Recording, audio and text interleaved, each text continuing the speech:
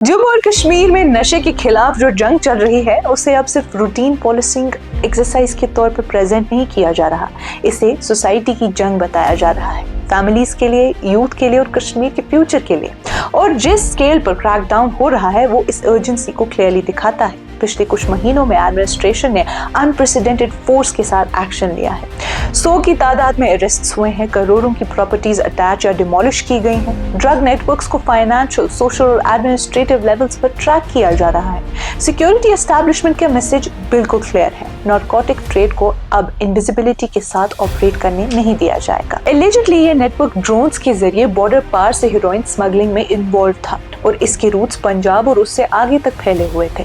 Officials का estimate है कि ये नेटवर्क 100 किलोग्राम हीरोइन स्मगल कर चुका हो सकता है, जिसकी मार्केट वैल्यू 100 करोड़ों तक जाती है। एडमिनिस्ट्रेशन के लिए ये अरेस्ट सिर्फ ऑपरेशनल सक्सेस नहीं थी, ये एक सिग्नल था कि स्टेट अब सिर्फ स्ट्रीट लेवल पेडलर्स को नहीं बल्कि पूरे नारकोटिक्स इंफ्रास्ट्रक्चर को डिसमेंटल करना चाहती है। और ये डिसमेंटलिंग मल्टीपल लेवल्स पर हो रही है। गवर्नमेंट ने एक स्ट्रेटजी अडॉप्ट की है जिसे नॉन काइनेटिक स्क्वीज कहा जा रहा है।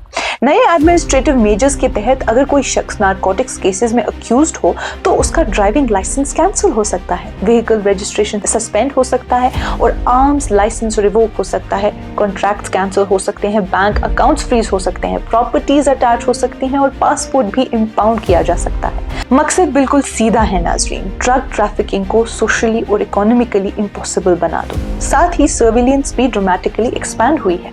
हजारों फार्मेसीज को अब सीसीटीवी और डिजिटल बिलिंग सिस्टम्स के जरिए मॉनिटर किया जा रहा है। 100 की तादाद में हॉटस्पॉट इलेक्ट्रॉनिक सर्विलेंस के अंडर है। रिलीजियस इंस्टीट्यूशन, स्कूल्स, मोहल्ला कमिटीज और सिविल सोसाइटी ग्रुप्स को भी एंटी ड्रग अवेयरनेस कैंपेन में इंक्लूड किया गया है। मसाजिदों में ड्रग अब्यूज के खिलाफ सर्मन्स दिए जा रहे हैं। पब्लिक मैसेजिंग में एंटी ड्रग कैंपेन को कलेक्टिव सोशल रिस्पॉन्सिबिलिटी के तौर पर प्रोजेक्ट किया जा रहा है। लेकिन नाजरीन, क्रैकडाउन जितना इंटेंस होता जा रहा है उतनी ही मुश्किल सवाल भी सामने आ रहे हैं, क्योंकि कश्मीर में ड्रग एडिक्शन सिर्फ क्रिमिनल्स की वजह से पैदा नहीं हुई थी। ये डिस्पेयर, अनएम्प्लॉयमेंट, इमोशनल आइसोलेशन और टूट चुके सोशल स्ट्रक्चर से भी निकली है। हेरोइन वहाँ मार्केट क्रिएट नहीं करती जहाँ वल्नरेबिलिटी ही ना हो, वो वहाँ सर्वाइव करती है जहाँ होपलेसनेस पहले से मौजूद होती है। इसलिए बहुत से ऑब्जर्वर्स कहते हैं कि सिर्फ एनफोर्समेंट इस क्राइसिस को सॉल्व नहीं कर सकती। नंबर्स खुद कॉन्ट्रडिक्शन को एक्सपोज करते हैं। 100 की तादाद में अरेस्ट हो रहे हैं मगर मेजर एनडीपीएस केसेस में एक्विटल्स भी कंटिन्यू कर रहे हैं। Weak investigations, broken custody chains, delayed forensic reports और प्रोसीजरल लैप्सेस की वजह से कई केसेस कोर्ट्स में सस्टेन नहीं हो पाते। हजारों केसेस पेंडिंग पड़े हैं। सिस्टम एग्रेसिवली अरेस्ट तो कर सकता है मगर अगर प्रोसिक्यूशन लीगली उन केसेस को प्रूव न कर सके तो साइकिल भी रिपीट हो जाती है। सबसे ज्यादा कंसर्न की बात यह है कि ड्रग क्राइसिस इंस्टीट्यूशंस के अंदर तक पेनिट्रेट कर चुकी है।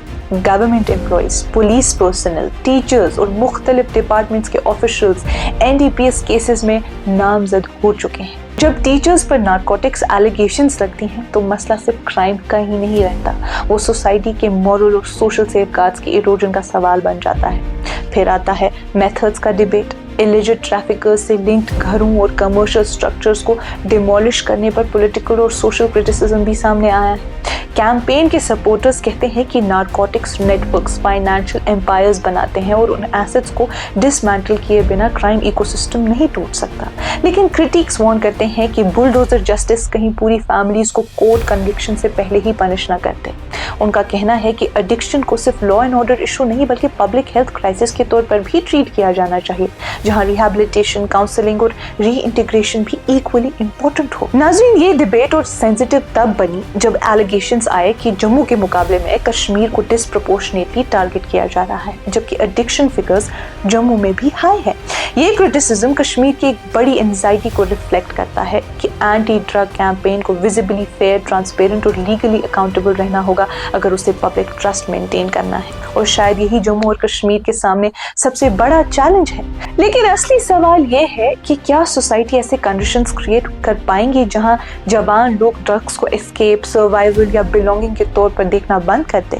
क्योंकि नारकोटिक्स के खिलाफ असल विक्ट्री सिर्फ सीज्ड हेरोइन, अटैच्ड प्रॉपर्टीज या राइजिंग अरेस्ट नंबर से नहीं आएंगी नाज़रीन।